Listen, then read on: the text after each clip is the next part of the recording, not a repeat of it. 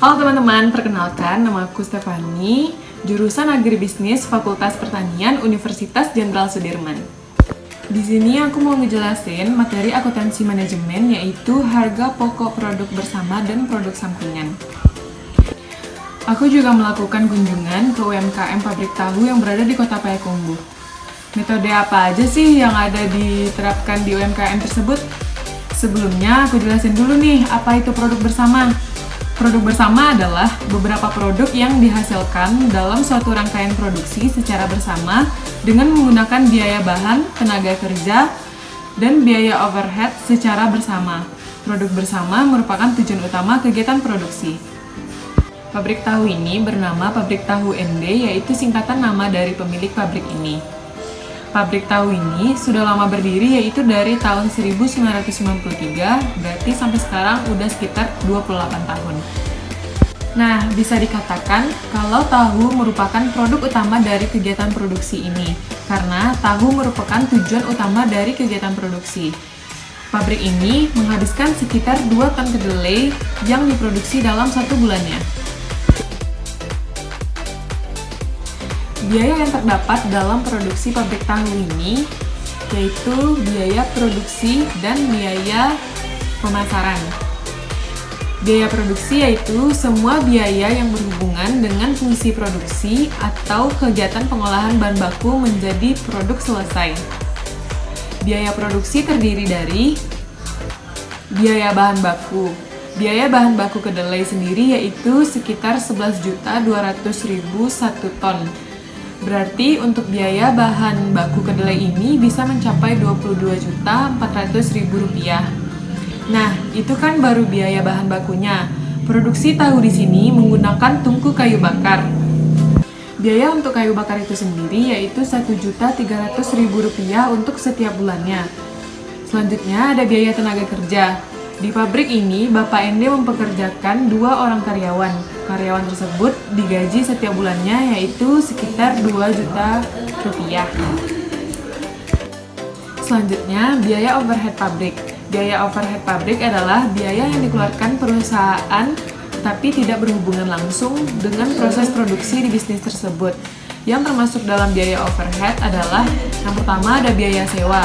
Syukurnya di sini Bapak ND tidak memikirkan untuk biaya sewa karena sudah dibeli sebelum pabrik ini beroperasi, yaitu sekitar tahun 1992. Selanjutnya ada biaya listrik dan air. Di pabrik ini tentunya memerlukan air dan listrik dan ada tanggungan sekitar 900.000 sampai 1 juta dalam 1 bulannya. Dan terdapat pajak usaha setiap tahunnya yaitu 200.000. Biaya pemasaran. Biaya pemasaran adalah meliputi semua biaya yang terjadi sejak barang selesai diproduksi dan disimpan dalam gudang dan barang tersebut dirubah kembali dalam bentuk yang tunai. Yang pertama, ada biaya promosi. Di pabrik ini tidak ada promosi khusus yang dilakukan untuk penjualan. Pabrik ini banyak dikenal cuma dari mulut ke mulut yang konsumennya merasa loyal terhadap hasil produksi tahunya, jadi tidak mengeluarkan biaya promosi. Selanjutnya ada biaya pengangkutan. Biaya pengangkutan di pabrik ini dibebankan kepada konsumen sehingga tidak ada biaya yang dikeluarkan setiap pengantaran tahu tersebut. Biaya pengantaran itu sendiri yaitu sekitar 6.000 per baskomnya dengan minimal pembelian 5 baskom. Nah, bagaimana dengan produk sampingan?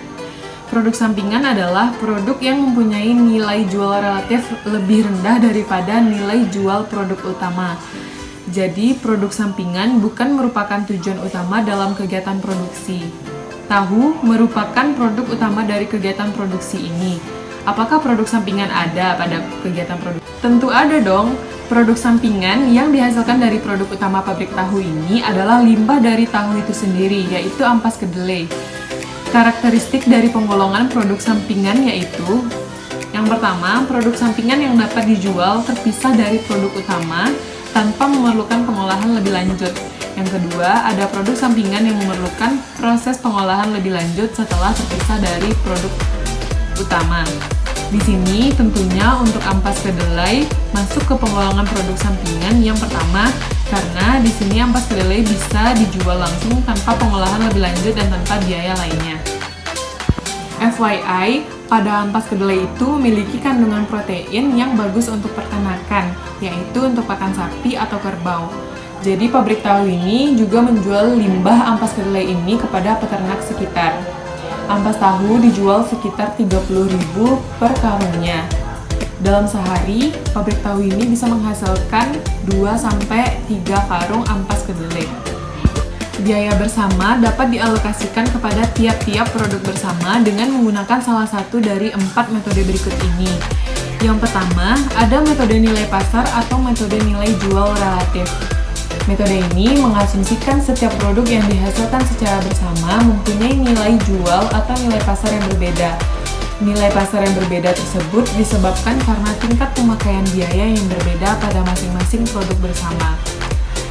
Metode nilai pasar atau metode nilai jual relatif ini terdiri dari: yang pertama, ada metode nilai pasar saat split off point. Metode ini digunakan ketika produk bersama telah selesai diproduksi dan produk yang diproduksi dapat diidentifikasi atau dipisahkan dalam masing-masing produk, serta harga jual sudah diketahui pada saat itu. Rumus pembebanan metode nilai pasar atau nilai jual relatif. Yang pertama, ada metode nilai pasar saat split off point, yang rumusnya pembebanan sama dengan jumlah nilai jual masing-masing produk dibagi dengan jumlah nilai jual keseluruhan produk dikali biaya bersama. Selanjutnya, ada metode nilai jual hipotesis. Metode ini digunakan apabila suatu produk tidak bisa dijual kepada titik pisah atau batas yang seharusnya produk tersebut selesai. Maka harga jual tidak dapat diketahui pada saat titik pisah tersebut, karena produk tersebut masih bisa pengolahan tambahan dan mengeluarkan biaya tambahan untuk memprosesnya lagi. Nah, yang kedua ada metode nilai jual hipotesis, yang rumusnya yaitu pembebanan sama dengan jumlah nilai jual hipotesis masing-masing produk setelah titik pisah dibagi dengan jumlah nilai jual hipotesis keseluruhan produk setelah titik pisah dikali biaya bersama. Selanjutnya, ada metode rata-rata tertimbang. Metode ini muncul karena dari beberapa metode lain tidak memperhatikan bobot sebagai presentasi dari ukuran besarnya unit, kesulitan pembuatan, waktu yang dibutuhkan, dan sebagainya sebagai dasar untuk mengalokasikan biaya bersama. Selanjutnya, ada metode unit kuantitatif atau metode satuan fisik. Metode unit fisik adalah metode dalam pembebanan biaya bersama produk didasarkan atas unit secara fisik atau output dari suatu produk diungkapkan dalam satuan, misal rumus pembebanan metode rata-rata biaya per satuan. Rumus pembebanannya yaitu biaya per unit dikali jumlah unit masing-masing produk, dan biaya per unit itu sendiri rumusnya jumlah biaya bersama dibagi dengan jumlah unit keseluruhan produk. Rumus pembebanan metode rata-rata tertimbang. Rumus pembebanannya adalah jumlah penimbang rata-rata setiap produk dibagi dengan jumlah penimbang rata-rata seluruh produk dikali biaya bersama. Nah, yang keempat ada metode unit kuantitatif atau metode satuan fisik. Metode unit fisik adalah suatu metode dalam pembebanan biaya bersama produk didasarkan atas unit secara fisik atau output dari suatu produk, diungkapkan dalam satuan misal berupa volume, bobot, atau ukuran karakteristik lainnya.